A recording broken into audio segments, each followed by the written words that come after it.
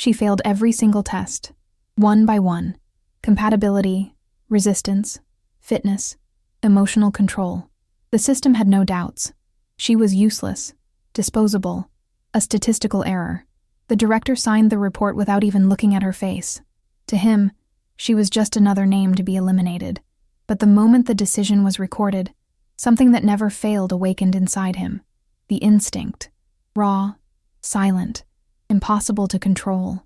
Against all rules, against his own authority, the instinct chose her, without permission, without logic, without turning back. The world didn't end. It just became far too quiet for those who didn't fit in. The cities kept functioning.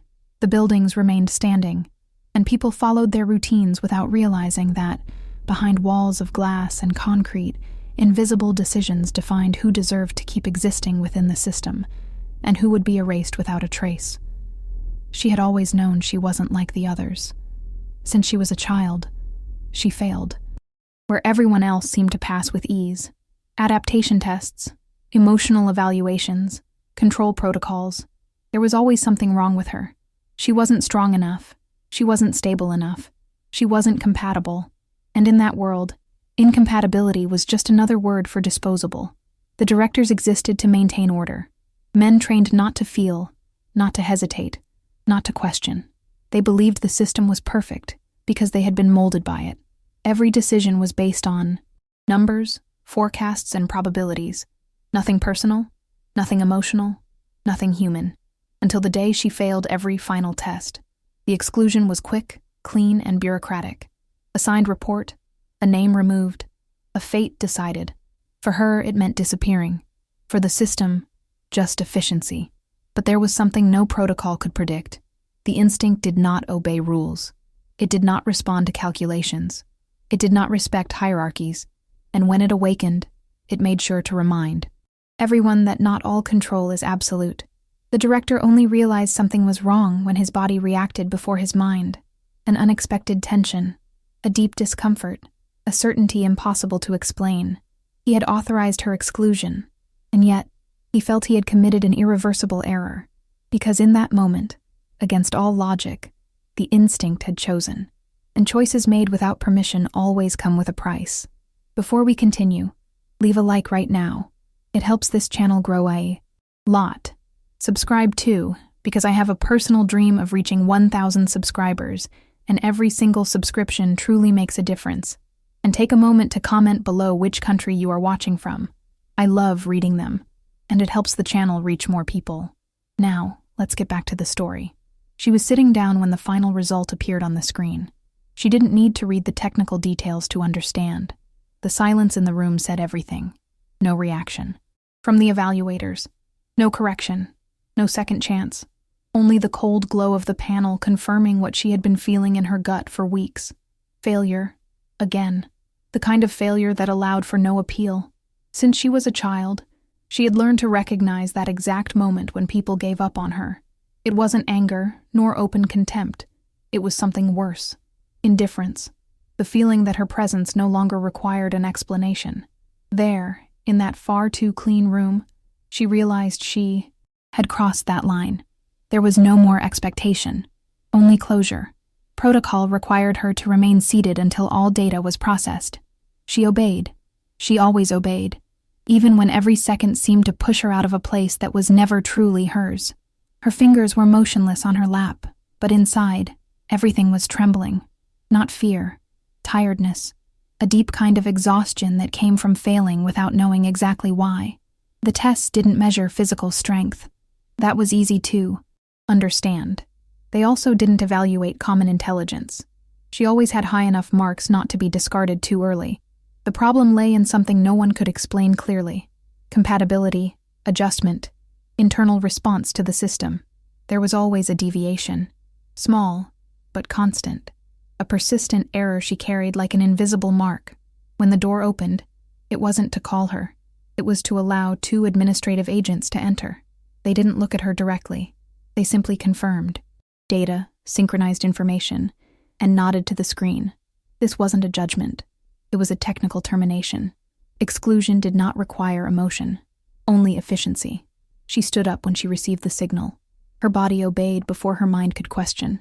She walked down the narrow hallway without haste, as if each step were a silent attempt to prolong something that had already ended. The walls reflected too much white light. No shadows. No place to hide. That was how the system liked it. Transparent. Impersonal. Irrefutable. On the other side of the glass, he watched. The director did not participate directly in the initial evaluations. His role began when the results were already consolidated. That was where the real power came in.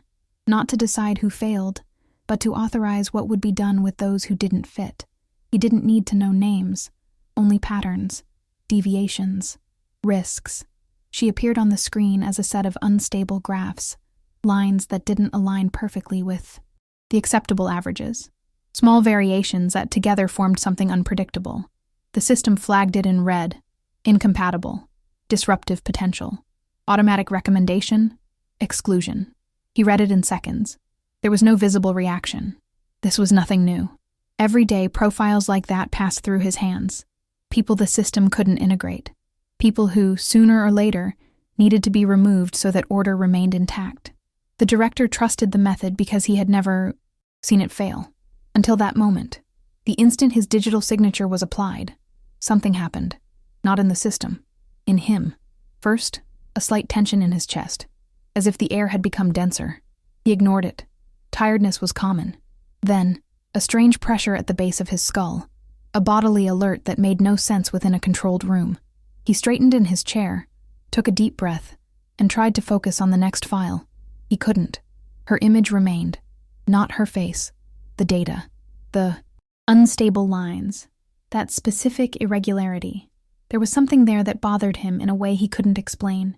It wasn't a technical doubt. It was something else. A dry, silent impulse that arose without invitation. The instinct. He hadn't used that word in years.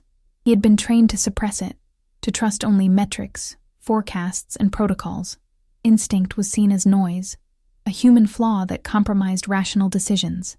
Yet, he felt it, too strong to ignore. On the other side of this complex, she was led to a temporary waiting area.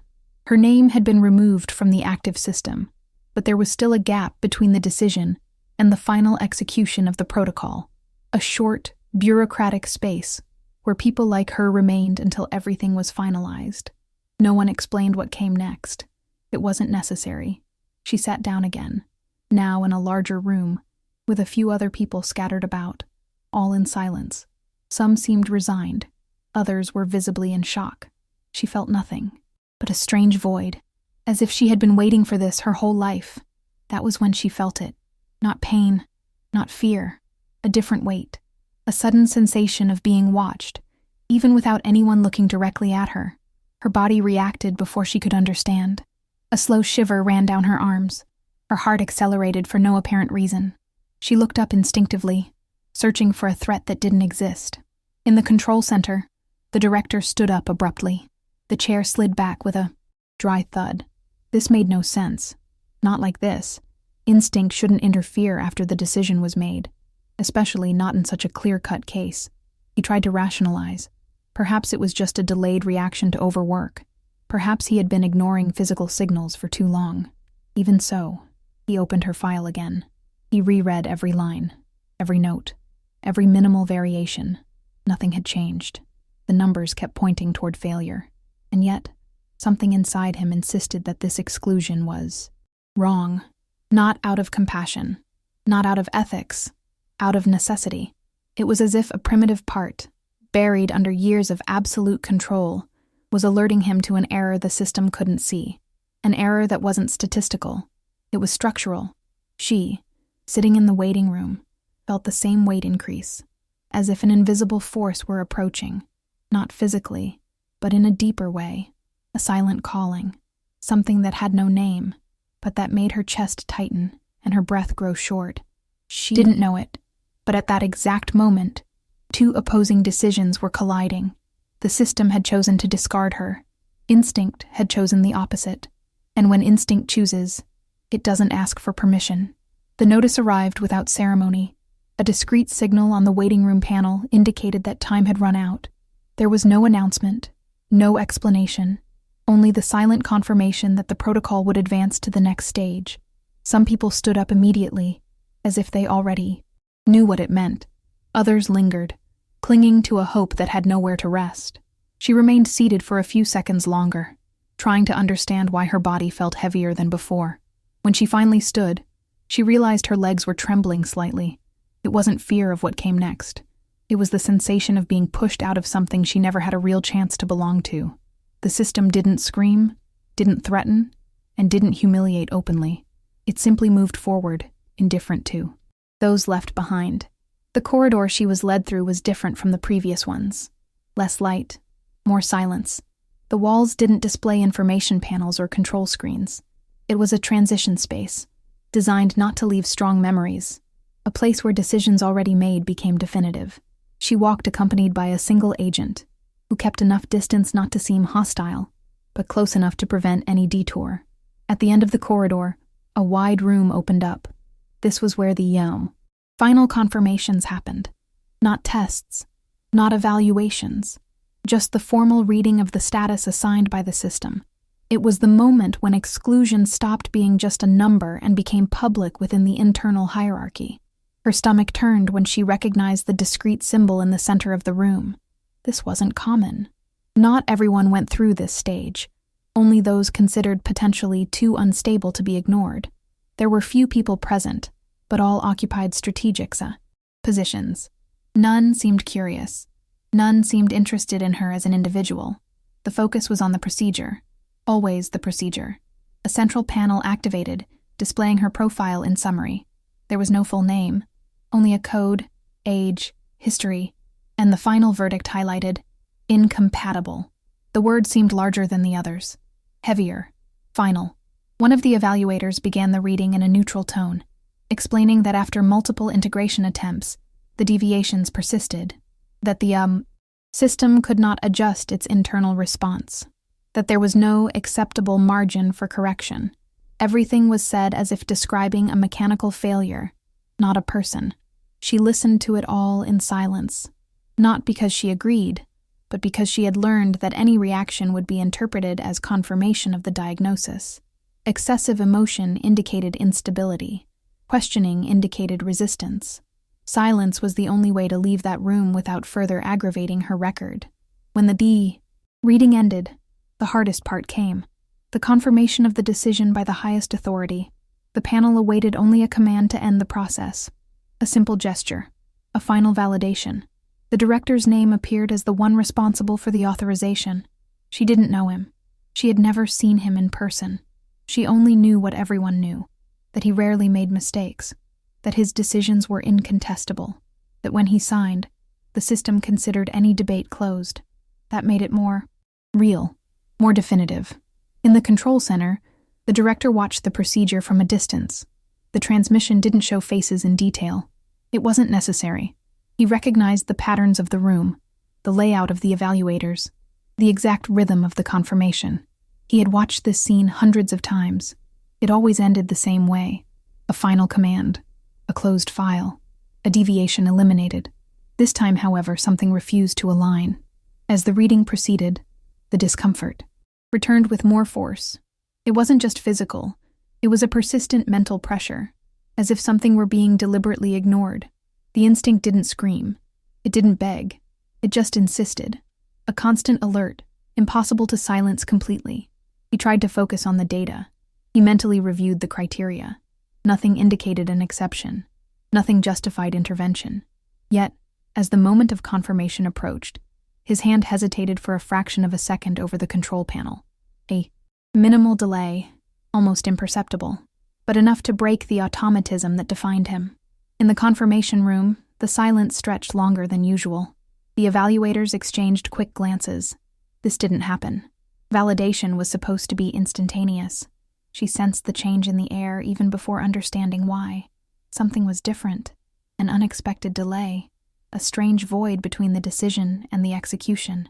Her heart raced without knowing why. It wasn't conscious hope. It was something else. A feeling that, for a brief moment, the future wasn't yet totally sealed. She took a deep breath, trying not to show anything. She didn't want to draw attention. She didn't want to be remembered for reacting. The command was finally recorded. Authorization granted. The panel confirmed the exclusion. The weight returned all at once. Stronger, heavier. That small interval of uncertainty vanished, leaving behind a bitter taste of illusion. She felt her shoulders drop slightly, as if her body had held an invisible tension that now dissolved. That was it. It was done. In the control center, the director felt the opposite. The discomfort didn't cease with the confirmation. It intensified, as if the instinct had been provoked by blind obedience to the system. He leaned back in his chair, pressing his fingers against his temple, trying to ignore the growing sense of error. Not a technical error, a fundamental one. She was led out of the room without further words. The procedure required speed after confirmation. The less time left for reflection, the better. The next corridor was even quieter. There were no more screens, no visible agents, only automatic doors and defined paths. Each step seemed to distance her more from the world she knew, not because anything physical was changing, but because her existence within the system had already been ended. It was like walking while being invisible. No status, no function, no recognized future. That was when the sensation returned, more intense, clearer. The same strange weight in her chest, now accompanied by a sudden awareness that she wasn't alone in that moment. Even though she was physically isolated, something was watching her, not as surveillance, as attention. She stopped for a second, ignoring the protocol that required continuous movement. She closed her eyes and took a deep breath, trying to identify what she felt. It wasn't fear. It wasn't despair. It was a silent connection, still formless, but impossible to deny. In the control center, the director stood up again. This time, he didn't try to convince himself it was just exhaustion. The instinct had crossed a limit. He knew it, and for the first time in a long while, he realized the system didn't have answers for everything. The exclusion had been authorized, but something, somewhere between him and her, had been activated, and that could no longer be undone. The door closed behind her with a sound too soft to seem final, yet heavy, enough to be felt. The corridor ahead had no windows, no screens, no indication of direction other than the discrete lines on the floor. It was a path designed not to generate questions, only to lead. She took a deep breath and followed, feeling the air grow colder with every step. The system called this sector the transition area, a clean name for a place where people officially ceased to exist. Here, there were no announcements, no clear warnings about what came next. Not because it was a secret, but because, for the system, the next didn't matter. Exclusion was simply the logical end of a poorly solved equation. She walked trying to keep her pace steady. She knew that any sudden change could be recorded. Even here, where she theoretically no longer counted, there were still sensors. There was still observation. The system never abandoned anything completely. It simply reduced its relevance until it became insignificant. In her mind, memories emerged in a disjointed way. Not specific scenes, but ancient sensations. The first test she had failed as a child, the evaluator's far too patient gaze, the measured words, always the same. Perhaps in the next stage. It's too early to decide. Let's observe a little longer. Always postponing a verdict that seemed inevitable. She had never been a rebel. She had never openly challenged the rules. She had tried to adjust, to learn, to mold herself. She had reduced her reactions, controlled her emotions, trained her. Responses.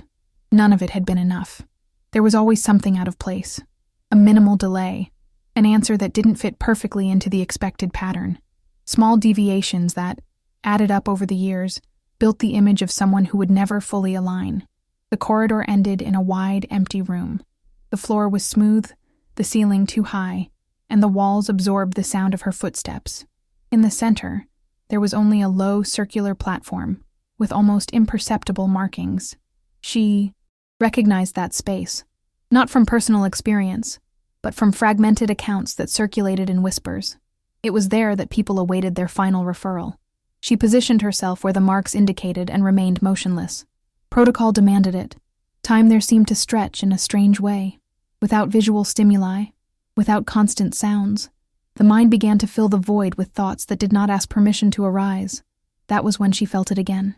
It wasn't the initial shiver. That had just been a warning. Now the sensation was deeper. an internal pressure, as if something inside her were being pulled in two opposite directions. Her heart beat harder, not out of panic, but out of recognition. A recognition without logic, without associated memory, but undeniably real. She reflexively brought her hand to her chest, pressing lightly, trying to understand what was happening. She had never felt this before. Not like this. Not in this context. The system did not anticipate intense emotional reactions in individuals already classified as incompatible. Yet, there she was, her body reacting as if something important were about to happen. In the control center, the director remained standing, motionless before the panel. The next files awaited analysis, but he didn't see them. His attention was locked on a single point on the secondary screen, where her status still appeared as in process. That indication should have disappeared after the confirmation. The system was precise. It did not make display errors. He leaned in, narrowing his eyes. The field showed no new data, just a minimal delay in the final update. Something trivial, something that wouldn't justify the reaction spreading through his body like a silent fire. The feeling wasn't a common emotion. It wasn't curiosity. It wasn't professional doubt. It was a raw, direct impulse that ignored all the logic trained over years. The instinct did not ask for analysis. It only demanded attention. He took a deep breath, trying to regain control. He ran his hand over his face, clenching his jaw. This couldn't be happening. Not here. Not now. He had never allowed that part to emerge. He had been molded from an early age to recognize and suppress any trace of instinctive reaction. The position he held demanded it. Directors did not react. They decided. Even so, his fingers moved on their own. They accessed deeper layers of her file. Old records, almost forgotten. Evaluations, observation notes, secondary comments that rarely received attention. He began to read with more care than he had ever given to any other profile deemed incompatible. The notes repeated themselves over the years. Atypical emotional response. Minimal but persistent deviation. Delayed reaction to standardized stimuli, high but unpredictable adaptation capacity. That had always been interpreted as a flaw, a risk, something that couldn't be integrated into a system that depended on absolute predictability. He felt a strange tightness as he realized a different pattern was emerging, not one of error, but of resistance, as if she had spent her whole life trying to fit into a mold that simply wasn't made for her, not because of a deficiency, but because of a structural incompatibility. In the transition room, she closed her eyes for a moment, trying to control her breathing. The air seemed denser, as if the environment were reacting to that internal change. The silence had become uncomfortable. Her body, too tense to remain still, yet too conscious to move without permission. An old memory surfaced with unexpected clarity. Her, still young, watching others react quickly to stimuli that caused a delay in her. Always 1 second more. Always an extra adjustment. Not because she didn't understand, but because she felt too much. She processed too much. The world had never waited for that. The weight in her chest increased. It wasn't pain. It was expectation. An absurd feeling that something was about to align for the first time. Not with the system, but with something deeper. In the control center, the director felt the same increase in tension. His senses seemed uncomfortably sharp. Sounds previously imperceptible became far too clear. The lighting seemed excessive. The controlled environment no longer offered its usual security. He realized, with a clarity that frightened him, that he was reacting like he had never reacted before. The instinct was active, and it wasn't a gentle awakening. It was a demand.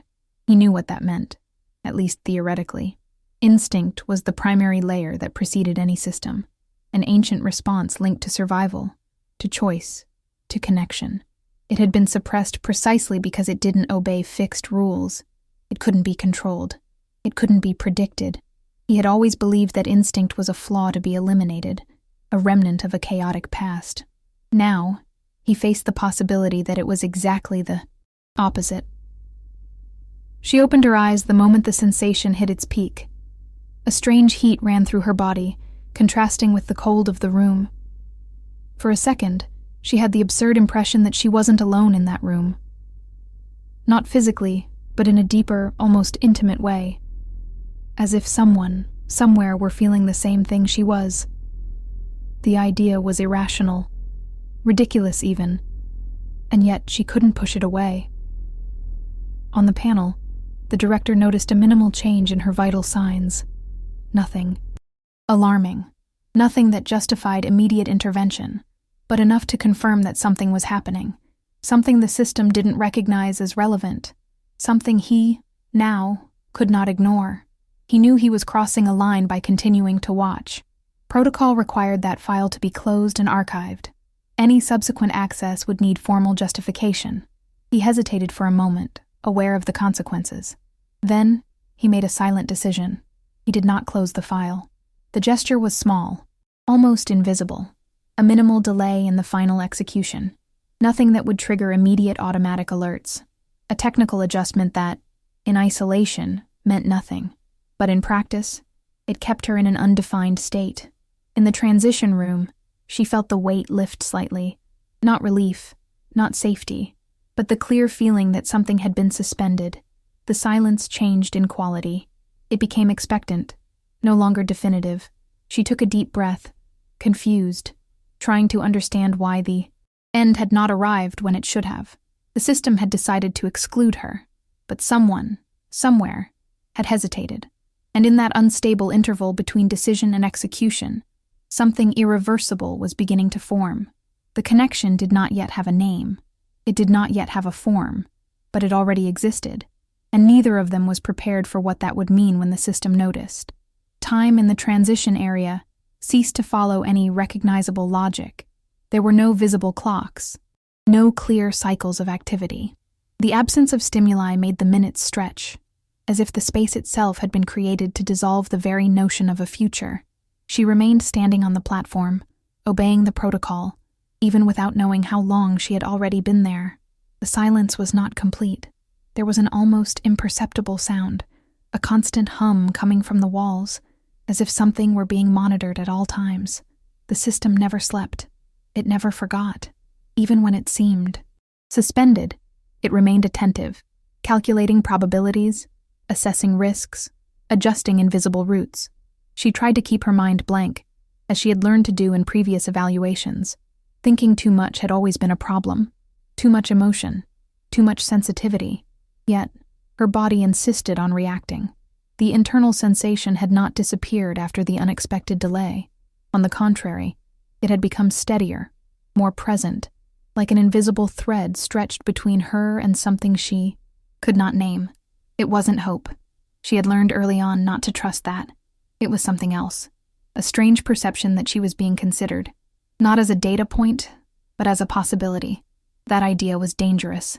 Thoughts like that usually preceded the hardest falls. Even so, she couldn't push it away completely. In the control center, the director walked slowly from one side to the other, ignoring the panels awaiting his attention.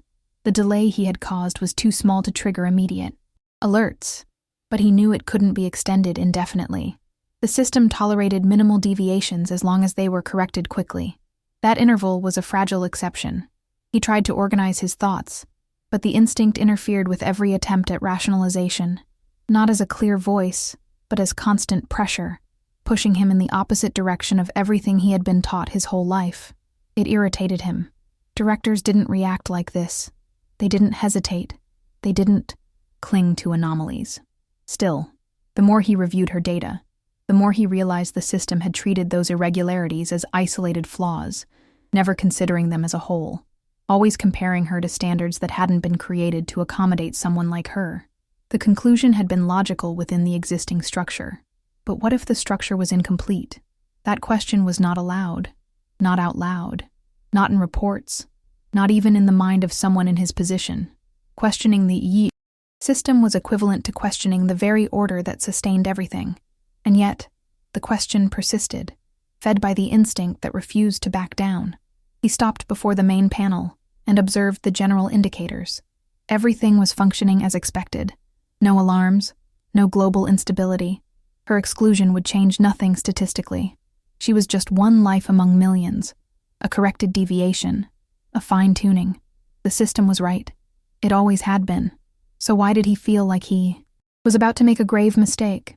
In the transition area, she felt a subtle change in the environment. Not visual, Not auditory, something deeper, almost imperceptible, but enough to make her skin crawl again.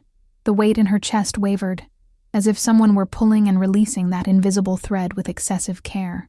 She inhaled slowly, trying to follow the sensation rather than resist it. Disconnected images began to surface in her mind. Not memories, but impressions.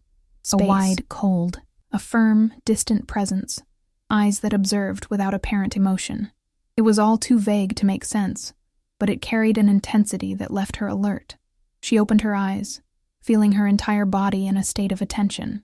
It was as if something were approaching, not physically, in another way, like a decision being postponed repeatedly, stretching time beyond what was acceptable.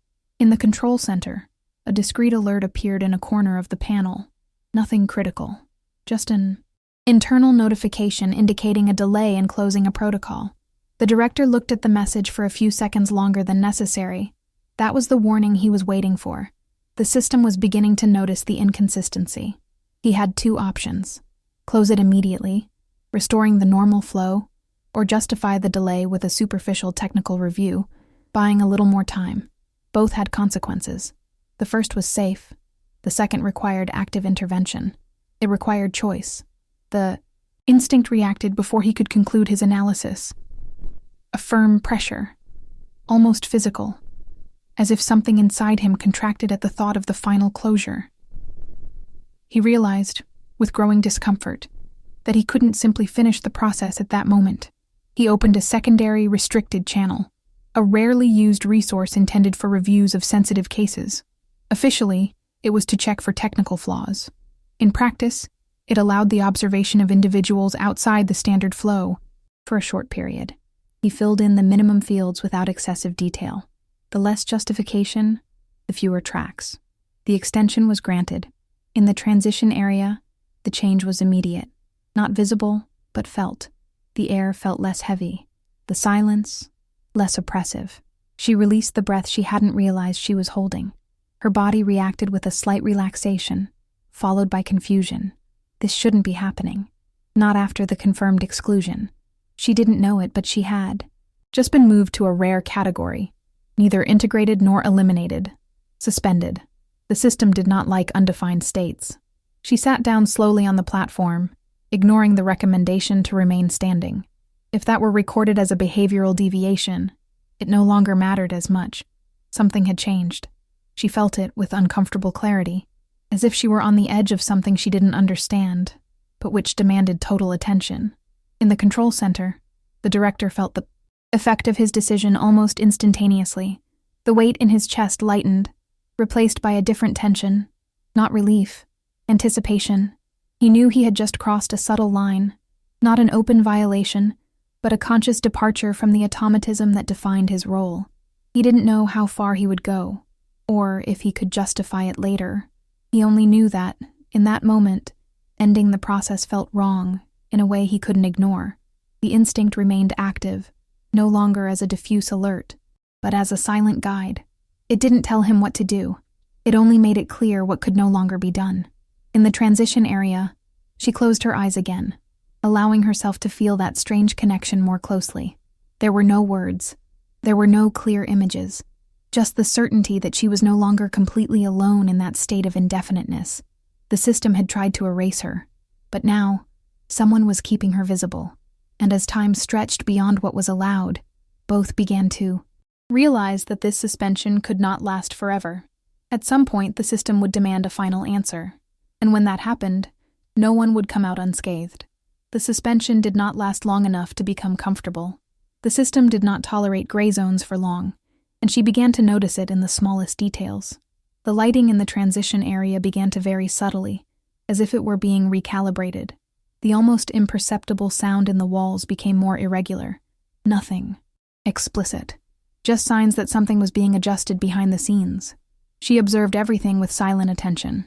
Years of trying to adapt had taught her to notice minute changes. The system always betrayed itself before acting. Never directly, but through patterns that shifted slightly when a major decision was about to be made. The internal weight remained. Not constant, but present enough that she wouldn't forget it. It wasn't common anxiety. It was a strange consciousness, as if a Part of her were alert to something beyond the immediate environment. She wondered if this was just a delayed response to accumulated stress, or if, somehow, that suspension had awakened something that had always been there, dormant. In other sectors of the complex, protocols followed as usual. People were evaluated, integrated, discarded. The flow continued. Her existence in that undefined state was statistically irrelevant. Still, the system was beginning to recognize an inconsistency, a file that refused to close, a process that remained open beyond the acceptable limit. In the control center, the director tracked the indicators with calculated attention. He knew time was running out.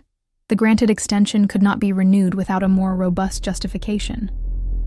The longer she remained suspended, the greater the chance of an audit. And audits did not analyze intentions, only results.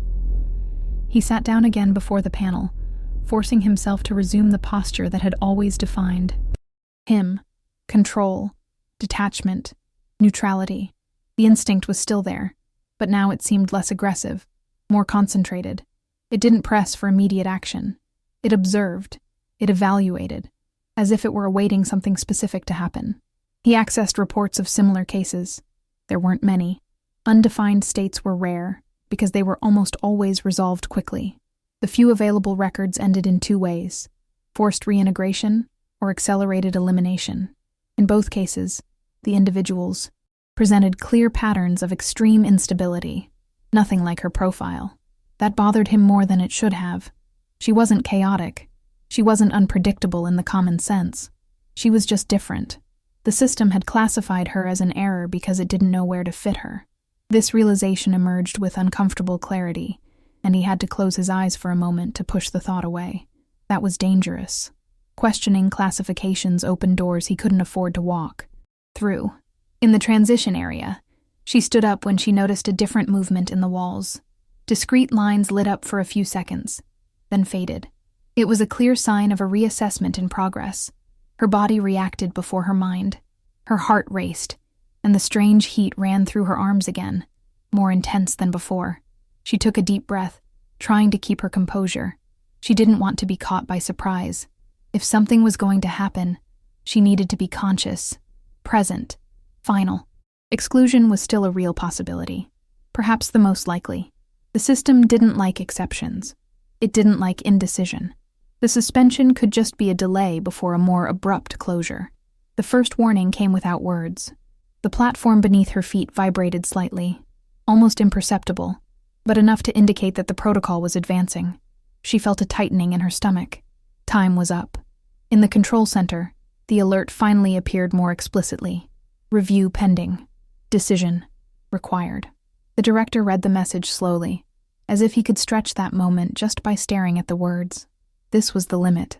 Either he closed the process, or he took responsibility for a direct intervention.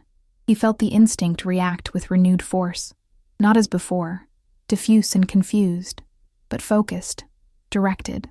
It was as if that primitive part had recognized the exact point where a choice had to be made. There was no more room for postponement. The decision would have irreversible consequences, regardless of the path chosen.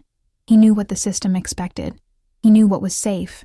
He knew what would keep his position intact. Still, something inside him refused to accept that route as the only one possible. In the transition area, the vibration ceased, replaced by an absolute silence. No noise, no oscillation. It was the kind of quiet that preceded definitive changes. She closed her eyes for an instant, feeling the weight in her chest intensify to the point of almost hurting, not out of fear, but anticipation. And then, for the first time, the feeling stopped being one-sided. It was no longer just something happening inside her. There was a response, a distant but unmistakable echo, as if someone, somewhere, were feeling the exact same tightness, the same tension, the same silent urgency. The invisible thread, once vague, became more defined. She opened her eyes abruptly, her heart pounding. That wasn't imagination. It couldn't be. The clarity of the sensation was too disturbing to be ignored. There was no face associated with it, no voice, no words, just the certainty of a presence connected to that specific moment. In the control center, the director felt the impact in the same instant. A dry shock, almost physical, ran through his body. Not pain. Recognition. The clear perception that he was no longer observing an isolated case, but actively participating in something the system had no way of mapping. He leaned his hands on the panel, breathing deeply. This was the connection.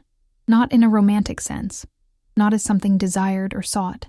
It was a raw, unexpected phenomenon, forming despite all the barriers built to prevent it. The system registered a minimal anomaly, nothing enough to trigger general alarms, but enough to mark that instant as out of pattern. A synchronized response between 2 points that should not interact. She felt the weight in her chest transform into something else. Not relief, not safety, a strange kind of alignment. As if for the first time, she wasn't completely out of place. The feeling was frightening precisely because of that, because it contradicted everything she had learned about herself. The director realized, with a mixture of clarity and dread, that this connection could not be undone with a simple administrative decision. It wasn't a file that could be closed.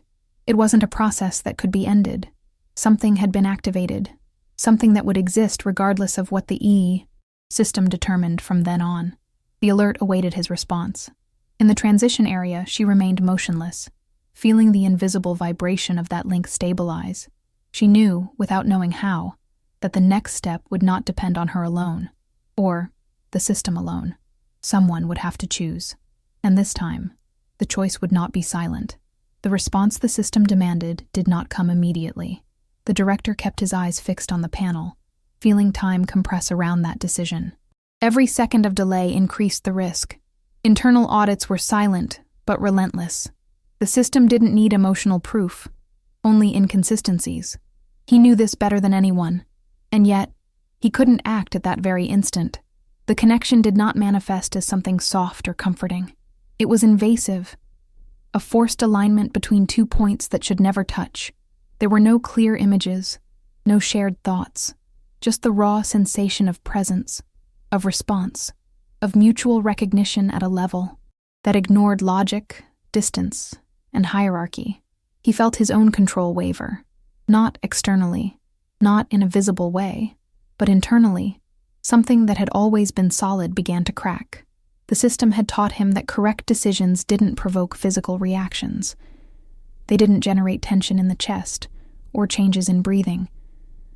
This was the instinct assuming a role it had never been permitted to hold. In the transition area, she felt the impact differently, but just as intensely. The internal alignment ceased to be mere perception and became certainty, not about the future, not about safety, but about existence. For the first time, she didn't feel like a loose error in a hostile system. There was something responding to her, something that wasn't evaluating her. It just recognized her. This scared her more than any previous rejection. She had always known how to deal with exclusion, with invisibility, with the weight of not belonging, but this new sensation demanded something she had never needed to offer: total presence. There was no hiding inside herself when her entire body was reacting. The platform beneath her feet lit up slightly, activating sensors that hadn't been triggered before. She noticed the peripheral movement, the slight increase in activity around her. The system was reacting to the anomaly, trying to understand, trying to classify something that escaped its parameters. In the control center, a different alert emerged. Not technical, not critical. Just a warning of an unexpected correlation between 2 data sets that shouldn't show synchronicity. The director read it quickly, feeling his stomach churn. The system was starting to notice. He no longer had the luxury of neutrality. Any decision made from then on would be recorded. Any adjustment would need to be justified. The time for silent, minor manipulations was over. The instinct, once contained, now demanded an explicit choice. He took a deep breath and made an intermediate decision. Not the safest, not the riskiest. One that would buy time, but at a real cost. He redirected the protocol, changing her status from suspended to under restricted observation. It was a rare move. Officially, it meant she would be removed from the transition area and sent to an isolated sector, away from the common flow. It wasn't integration. It wasn't exclusion. It was containment. The system accepted the change with a minimal delay. In the transition area, she felt the shift almost immediately. The lighting adjusted, and the platform powered down. The walls returned to emitting a low hum, different from the absolute silence of before. Side doors opened with a controlled sound. 2 agents appeared, maintaining protocol distance. Neither seemed hostile. Neither seemed curious. They were simply following orders. One indicated the way with a simple gesture. She understood without needing an explanation. As she walked down the side corridor, the weight in her chest stabilized. The connection did not disappear. It didn't weaken. It just became quieter, as if adjusting to the new state. She felt that something had been decided, not necessarily in her favor, but against an immediate end. This should have brought relief. Instead, it only brought more questions. In the control center, the director watched the transmission of her movement. Seeing her in motion triggered an unexpected reaction. Not satisfaction, not triumph, a strange sense of responsibility. He had been trained to answer for strategic decisions, not for specific individuals. This was new. Uncomfortable. He realized, with uncomfortable clarity, that he could no longer see her as just a profile. The instinct had crossed the professional barrier and created something the system didn't foresee: inevitable involvement. She was led to a smaller sector, isolated from the rest of the complex. The environment was simple, functional, devoid of any unnecessary elements. A bed, a support surface, a water source. No visible screens, no obvious control panel. It was a space designed for observation without stimulus. When the door closed, she was alone. The silence there was different, not oppressive, contained. She sat down slowly, trying to organize her thoughts. Her body still reacted, but in a less chaotic way. The sensation of presence remained, distant but firm. There were no associated words, just the certainty that this hadn't been a random error. She closed her eyes and, for the first time, allowed herself to accept what she felt without trying to correct it. The internal alignment intensified briefly, like a response to her acceptance, a silent recognition that resisting was no longer possible. In the control center, the director felt the same adjustment. The tension lessened, replaced by an uncomfortable clarity. He knew he had just compromised his neutrality irreversibly. From that moment on, any future decision involving her would be viewed with suspicion. The system recorded everything, and the system did not forgive prolonged deviations. He stepped away from the panel, aware that the connection was not an isolated event, but the beginning of a larger conflict. A conflict that wouldn't be resolved with adjusted reports or protocols. Something fundamental had been activated, something that would demand sacrifices. She, sitting in the isolated room, felt the alignment stabilize completely, not as comfort, as certainty, the certainty that her life, until then defined by failures, had just entered unknown territory. The system still had power over her, but it no longer had absolute control. And somewhere beyond that door, someone knew it just as well as she did. The status change did not go unnoticed for long. The system accepted temporary containment, but demanded progressive justifications as time passed. Restricted observation was an unstable state by nature, created for rare and short-lived situations. Keeping someone there for longer than the predicted interval drew attention, and attention was exactly what the director needed to avoid. He knew this as he walked through the core corridors, feeling the invisible weight of eyes he couldn't see, but knew were there. Internal audits didn't come with direct questions. They came with patterns, small deviations that, when aligned, sketched a trajectory difficult to justify. On the secondary panel, indicators began to reorganize. Her presence, now isolated, generated new data, stable physiological reactions, brain activity patterns outside the expected average, yet not chaotic.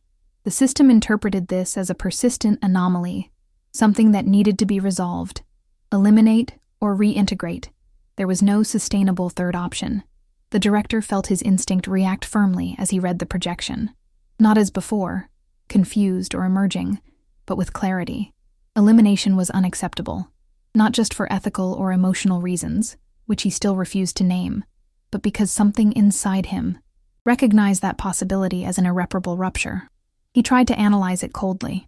If he reintegrated someone already classified as incompatible, he would need to alter records, recalculate metrics, and justify exceptions.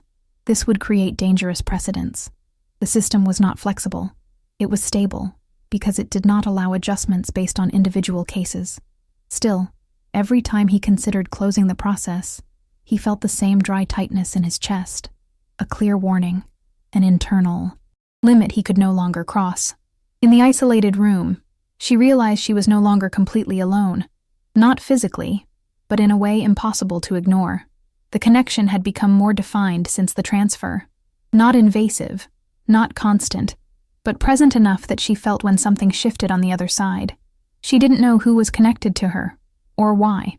She only knew that the presence reacted to the same tensions she felt. When anxiety arose, there was a distant response. When the silence grew too heavy, something seemed to align, as if someone were trying to maintain balance right alongside her. It kept her on alert. She had always been taught to trust only what she could see, measure, or predict. This silent link challenged all of that. Yet she felt no threat. She felt caution, a constant attentiveness, as if she were walking on ground too new for running. The first indirect contact came without formal notice. A short message appeared on the smooth surface of the wall, projected discreetly. It bore no identification, just simple instructions: time, preparation, complimentary evaluation. She read it carefully, her stomach tightening. Evaluations were never good news. Even when announced as complimentary, they always carried the possibility of final termination. She took a deep breath, trying to stay calm. There was no option to refuse. In the control center, the director watched the notification being sent. That evaluation had not originated from him. The system had taken the initiative, a clear sign that tolerance for the undefined state was running out. He clenched his teeth, aware that he was being pushed toward a public decision. The complimentary evaluation would be conducted by a secondary committee, people trained to detect hidden risks and unmapped inconsistencies. If they confirmed the incompatibility, exclusion would be immediate, leaving no room for further silent interventions. The instinct reacted with enough force to make him close. His eyes for a moment. This was a test, not just for her, but for him. The system was forcing an indirect confrontation, demanding he take a clear stand. He knew that if he intervened openly, he would expose his link to the case. If he didn't, he would lose any chance of preventing the end. There was no safe path. In the isolated room, she felt the shift even before understanding the message. The connection reacted with sudden tension, as if something had been pulled hard on the other side. Her heart raced, and the weight in her chest returned with enough intensity to make her reach for her body again. She closed her eyes, focusing on her breathing. She didn't want to enter that evaluation in a state of chaos. She needed to be present, attentive. Any exaggerated reaction could be interpreted as a confirmation of instability. Still, something inside her refused to feel alone. The distant presence remained firm, offering no answers but sustaining the feeling that this ordeal was not being faced by only one side. In the control center, the director made a silent decision. He wouldn't interfere directly in the evaluation. Not yet. Instead, he discreetly altered the observation parameters, ensuring real-time access to her physiological and cognitive data during the procedure. Officially, it was a preventive measure. In practice, it was a form of active surveillance. He needed to see. He needed to feel. The evaluation began without ceremony. She was led to a different, smaller, room with adjustable lighting and sensors embedded in every surface. The evaluators kept their distance, asking questions that didn't require long answers, but they observed every micro-reaction, every pause, every minimal change in posture or tone of voice. She answered carefully, her entire body in a state of alert. The system wanted predictability. She had never been good at that. Yet, something had changed. Instead of trying to mold herself completely, she began to answer with more honesty, not out of defiance, but out of exhaustion. There was no more energy left to fake a fit. In the control center, the director watched the data emerge in real time. The readings didn't indicate extreme instability. On the contrary, there was coherence. Deep coherence, even. The problem was that this coherence did not align with existing standards. It was another form of internal organization. The system interpreted this as a risk. Instinct interpreted it as potential. The connection reacted to every peak of tension, creating a synchrony too clear to be ignored. He felt the physical impact of this synchrony, a brief tightening followed by uncomfortable clarity.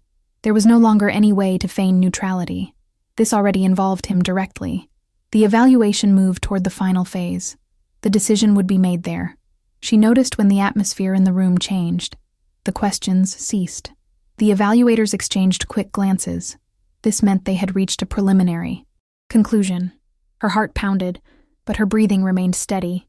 There was nothing more she could do. In the control center, the director felt the instinct intensify almost painfully. A clear alert, a limit being reached. He knew that if the verdict were negative, he would have seconds to act before the system executed the decision automatically. For the first time since taking office, he realized he might have to choose between the stability of the system and something he could no longer deny. The evaluation came to an end, and in that suspended instant between data and execution, both he and she felt the same thing. The system was about to act, and this time, there would be no room for silent hesitation. The preliminary verdict was not announced out loud. It wasn't necessary. The system did not deal with human emotions. It dealt with probabilities. When the evaluators closed the session, the data was already being processed in real time. The decision would be mathematical, cold, and final. She remained seated for a few seconds longer after they signaled the end. Not out of disobedience, but because her entire body felt suspended. The air felt too thick to stand up without preparation. Something was about to happen, not just there in that room, but at a deeper, invisible level. In the control center, the main panel displayed the projection with brutal clarity. High risk, incompatibility confirmed. Recommendation, immediate termination. The director felt the impact like a dry blow, not surprise, not after everything. But the confirmation brought an uncomfortable certainty. If he did not act now, there would be no turning back. The system would not offer another opportunity. That decision would be executed without pause, without room for later correction. The instinct reacted with an intensity he had never experienced. It wasn't just an alert. It was absolute urgency, a physical demand, almost painful, that cut through any attempt at rationalization. His entire body responded before his mind could organize a plan. He knew that any open intervention would be recorded as a grave violation. He knew the directors above him did not tolerate such deviations. He knew he could lose everything. Yet, the idea of not acting became impossible to sustain. In the evaluation room, she felt the same tightness arise suddenly. The weight in her chest intensified, accompanied by a terrifying clarity. Something was being decided at that very instant. She didn't need technical explanations to understand. Her body recognized the moment with cruel precision. She closed her eyes for a second, taking a deep breath. She didn't beg. She didn't wait for salvation. She simply prepared for the end. The system never made the same mistake twice, they said. If that evaluation had confirmed her incompatibility, there would be no more delays. In the control center, the director didn't think about his career, status, or future consequences. The instinct had bypassed all layers of containment. He moved with controlled speed, accessing an authority channel that was rarely used, a resource created for systemic emergencies, not for specific individuals. By activating it, he knew he was exposing himself. He overrode the automatic execution with a direct order. Termination suspended. Case under director's jurisdiction. The system hesitated for a fraction of a second. Not out of doubt, but due to hierarchical conflict. Direct orders from directors carried absolute weight, as long as they could be justified later. The suspension was accepted, but flagged as a potential critical violation. In the evaluation room, the atmosphere shifted immediately. Sensors reduced activity. The lights adjusted. The silence took on a different quality. She opened her eyes at that very moment, feeling the difference without needing to see it confirmed. The end had not come. Her heart raced, not with relief, but with shock. This made no sense. The decision should have been executed. She knew the system too well to believe in random errors. The connection reacted with full force, not like before, distant or silent. This time, it was clear enough to be unmistakable. A complete alignment, intense, almost overwhelming, as if something inside her had been pulled out of herself, finding an immediate answer at another point. She placed her hand on her chest, feeling the heat spread abruptly. There was no pain. There was recognition. A recognition so deep it made her eyes sting without her. Understanding why. In the control center, the director felt the impact in the same instant. An intense shock ran through his body, followed by a brutal clarity. The connection was no longer an abstract risk. It was real, active, and now, indirectly recorded by the system. He knew he had just crossed a point of no return. The system responded with silent alerts, accumulating inconsistencies that would be analyzed soon. Not immediately. There was still time. Little, but there was. He would use every second. In the room, she was informed of the status change, with measured words. Routing altered. Await instructions. No further explanation. No promise. Just the confirmation that she still existed within the hierarchy. She nodded, unable to speak at that moment. Her body was still reacting to the impact of the connection, now impossible to ignore. There was no more pretending this was a result of stress. Something real had happened. Something that linked her to a decision that had not come from the system. In the control center, the director leaned against the panel, breathing deeply. He knew the consequences would come. Audits, questioning, perhaps something worse. But he also knew that if he hadn't acted, he would have allowed a loss he couldn't justify even to himself. He didn't know yet what he would do next. He had no complete plan, only an uncomfortable certainty. Protecting that choice would mean facing the system openly. In the observation room, she was led out, without further explanation. The corridor seemed different now, no longer a path to the end, but to something undefined, charged with risks and possibilities she had never been permitted to consider. The connection remained firm, no longer a fragile thread, but a solid presence. It offered no comfort. It offered truth. The system had tried to erase her twice. Twice it had failed. And from that moment on, both knew that nothing would ever return to how it was before. The system did not react with fury. It never did. Its response was far more dangerous. Absolute precision. As soon as the direct suspension was recorded, multiple parallel processes were silently activated. Cross-audits, historical reviews, behavioral analyses of the director himself.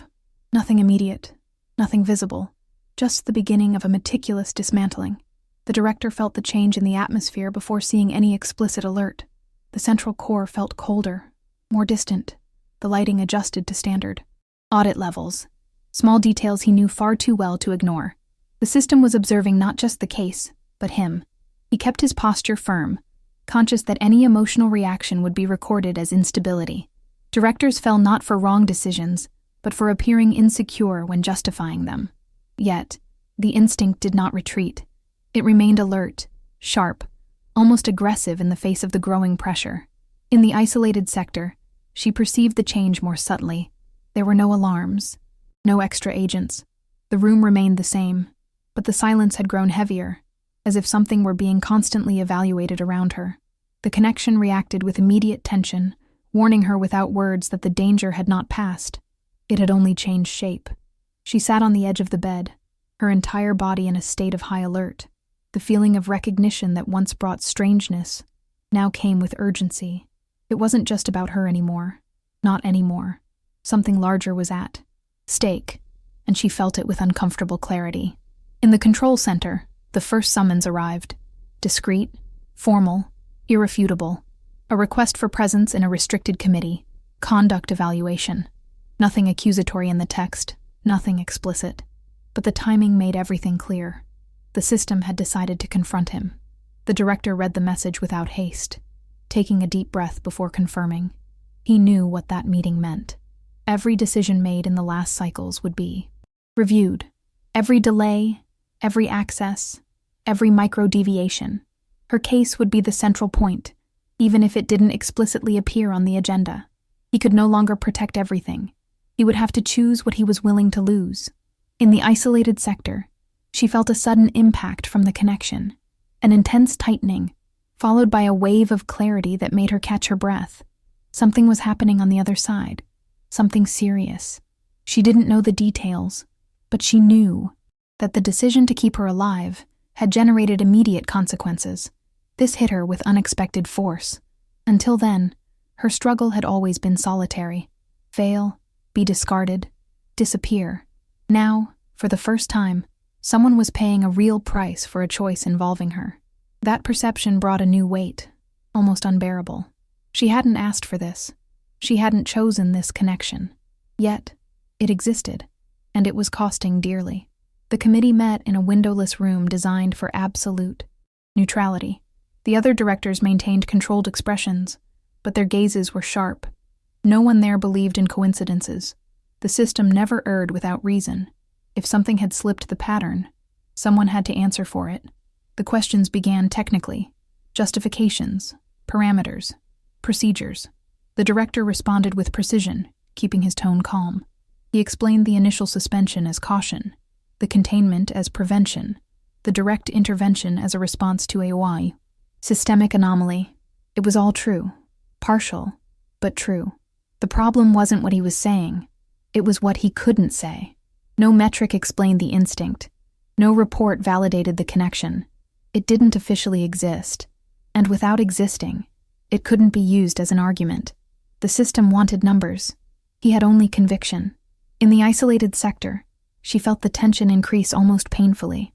The connection wavered, unstable, as if being pulled in opposite directions. She closed her eyes, breathing deeply, trying to maintain her balance. For the first time, she realized that the link wasn't just protection, it was vulnerability.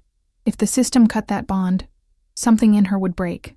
In the committee, the pressure mounted. Questions became more direct. Why this specific case? Why the persistence? Why take the risk? Each of the director's answers pushed him a little further from the neutrality that had always protected him.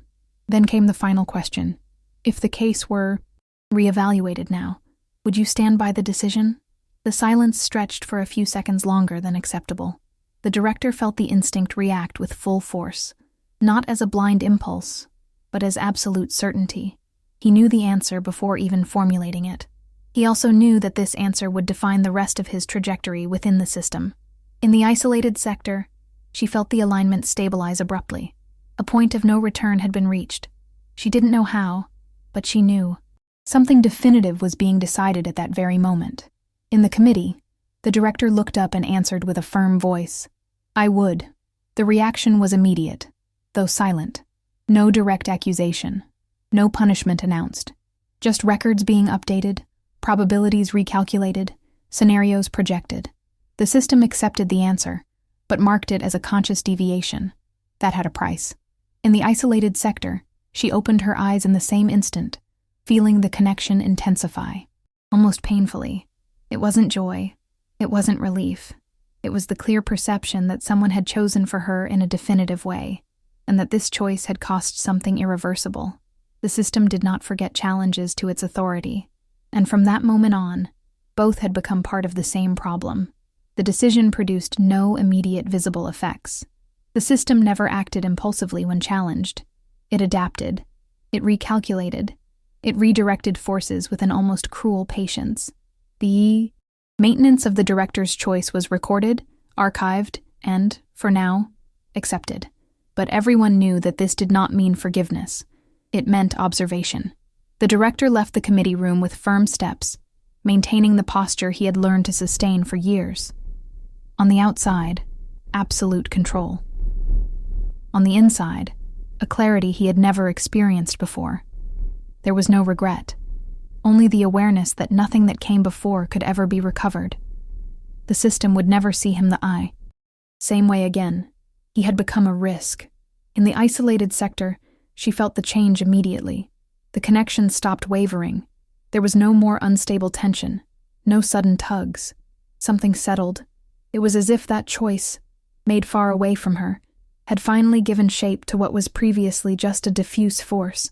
The weight in her chest did not disappear, but it transformed. It was no longer anxiety. It was presence. She stood up slowly, walking through the small space. For the first time, since she had been removed from the normal flow, she felt her entire body aligned. Not with the system, with herself. There was no more trying to adjust, to hide, to correct. This did not mean safety. It meant truth. The door opened without a sound. She turned immediately, her body on alert. They weren't common agents. The man who entered carried a different posture. Not hostile, Not bureaucratic, just direct. He informed her, in a neutral tone, that she had been transferred to a new status, not integration, not containment, observation under direct responsibility. She understood the weight of those words even before fully processing them. Direct responsibility meant something rare. It meant someone had answered for her, not as a number, as a personal decision. It took her breath away for a moment. The displacement was fast. No long corridors, no intermediate areas. She was led to a sector she didn't know. Higher, quieter, less accessible. The walls were different. They didn't absorb sound the same way. It was a space designed for the few, for decisions that could not be widely distributed. When the door closed behind her, she realized she was not alone. He was there. He needed no introduction, no formal identification. She recognized his presence the very instant she saw him, not by his appearance, but by the deep and unmistakable sensation that shot through her body. The same weight, the same alignment, the same silent certainty. The director. He remained at a respectful distance, watching her with controlled attention. There was no excessive coldness in his gaze now, but there was no softness either, just focus. A focus that did not evaluate. It recognized. She felt her heart pound, but she did not flinch. For the first time, she felt no urge to shrink her own presence. There was no longer any reason for it. He spoke first, not to explain, to affirm. He said the system would not integrate her, never completely. He said she would always be seen as an exception, as a risk, as something that needed to be watched. He didn't lie. He didn't promise absolute protection. He simply said that the surveillance now passed through him. That wasn't a request. It was a declaration. She absorbed the words in silence. Part of her wanted to ask why. Another part already knew the answer wouldn't fit into simple sentences. It wasn't about failure or correction. It was about something the system couldn't measure. The instinct. The connection intensified the moment he stepped a little closer. There was no touch, no explicit gesture. Yet the space between them seemed charged with an energy that was hard to contain. Not romantic. Not yet. It was something deeper.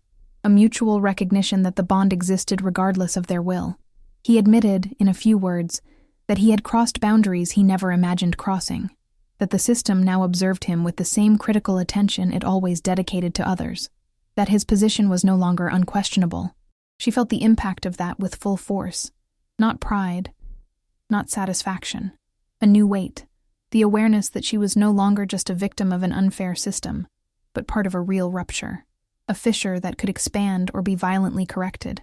Then she spoke, not to justify herself, but to establish something she had never been allowed before. She said she would not submit again to tests designed to make her fail, that she would not accept being corrected until she disappeared. That if, something was wrong, it wasn't with her. It was with the structure trying to fit everyone into the same mold. The words weren't spoken in anger. They were spoken with firmness. The firmness of someone who no longer needed to beg for a place. The director listened without interrupting. When he replied, it was only to agree with something he had never admitted before. That the system wasn't perfect. That it had been built to maintain control, not to recognize everything that existed outside the patterns. The connection responded to that acknowledgement with a deep stability. Not explosive, not overwhelming, just solid, as if something had finally been accepted by both.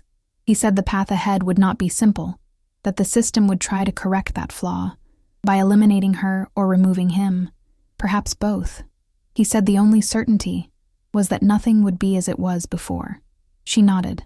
For the first time, the future did not feel like a closed line, but an unknown territory. Dangerous, and yet preferable to being erased. The system would continue to exist. It would continue to decide fates. But now there was something outside its calculations, something that could not be easily removed, a choice made without permission, a connection that did not ask for authorization. And in that silent space, far from panels and protocols, both understood that this was not just the story of someone who had failed every test. It was the beginning of something the system could never have predicted. If this story held your attention until now, I truly ask you, leave a like right now. It helps this channel keep existing and reach more people who love intense stories like this one. Subscribe too. Because I have a personal dream of reaching 1,000 subscribers, and every single subscription is a real step on this journey. And comment down below which country you are watching from. I read every single comment, and it makes an enormous difference for the channel's growth. Every system was created to protect. Some exist only to control. They classify, evaluate, correct, and eliminate everything that doesn't fit perfectly into their rules. For these systems, failure is not a temporary mistake. It is a final sentence. But there are forces that do not obey calculations. The instinct does not follow protocols. The connection does not ask for permission. And when something true emerges outside the patterns, no structure can completely erase it. It can try to delay, hide, or silence it, but it cannot destroy it. She spent her entire life believing there was something wrong with her, that failing meant not deserving to exist within that world. She only needed one moment, one choice made against all the rules, to discover that the error was never her. It was the mold they tried to force her into. Some stories do not begin with grand victories. They begin with rejection, injustice, and silence. And yet, they end with something more powerful than acceptance. Truth. Because when instinct chooses and the connection awakens, no system can ever go back to what it was before. And this was only the first story.